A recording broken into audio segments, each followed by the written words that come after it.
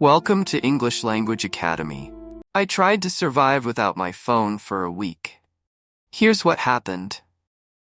For most people today, life without a phone seems unimaginable.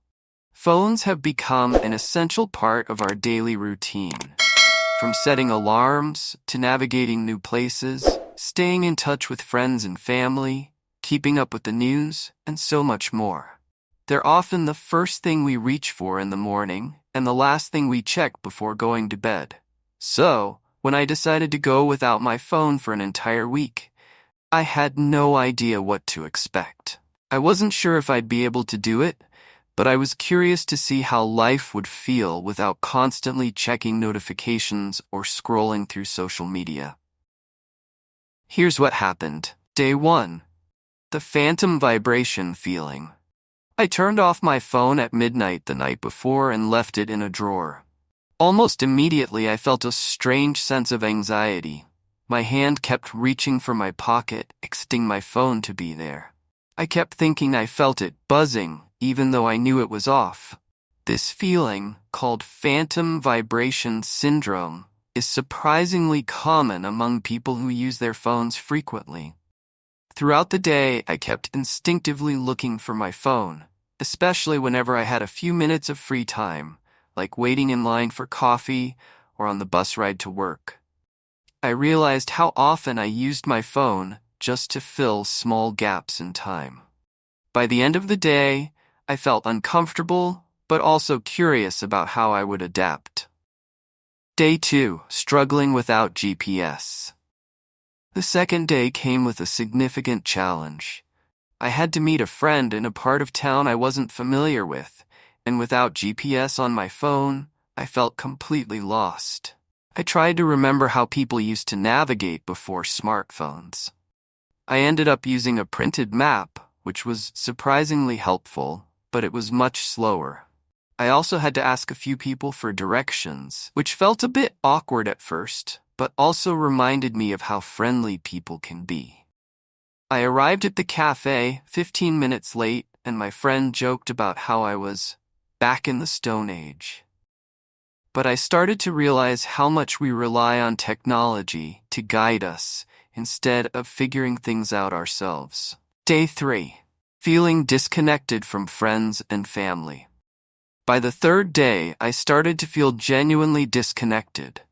Without text messages, social media, or even calls, I couldn't keep up with what was happening in my friends' lives.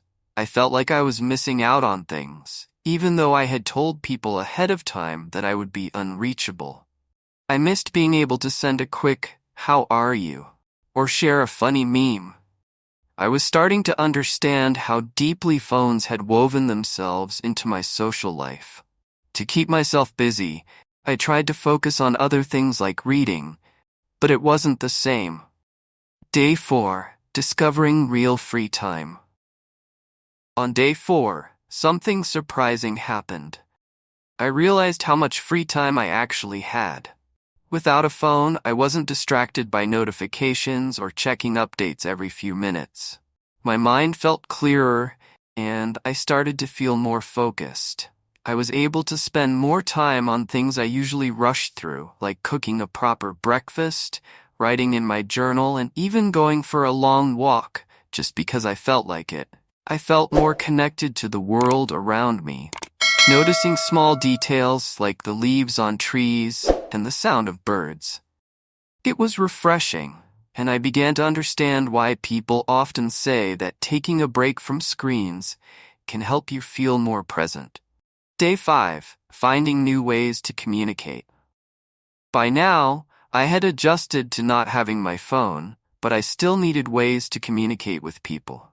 Instead of texting, I started sending emails from my laptop, which was slower but made me think more about what I wanted to say. I also planned meetups ahead of time and used a landline to make calls. One of my friends even wrote me a letter, which felt really special.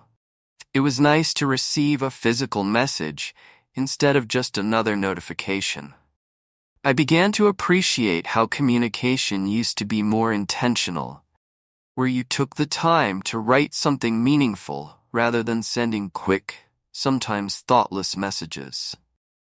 Day 6. Realizing how much phones distract us. On the 6th day, I noticed how people around me were constantly on their phones. At lunch, I watched a couple sitting at a table together, but both were looking down at their screens. I realized that without my phone, I was more engaged with the people I was with and paid more attention to my surroundings. The break from my phone helped me see how distracted I often was when I had it. I thought about how many conversations I'd missed pieces of because I was busy looking at my phone. It was a wake-up call. Day 7. Reflecting on what I learned, when the 7th day came to an end, I was both relieved and proud of myself for making it through the week.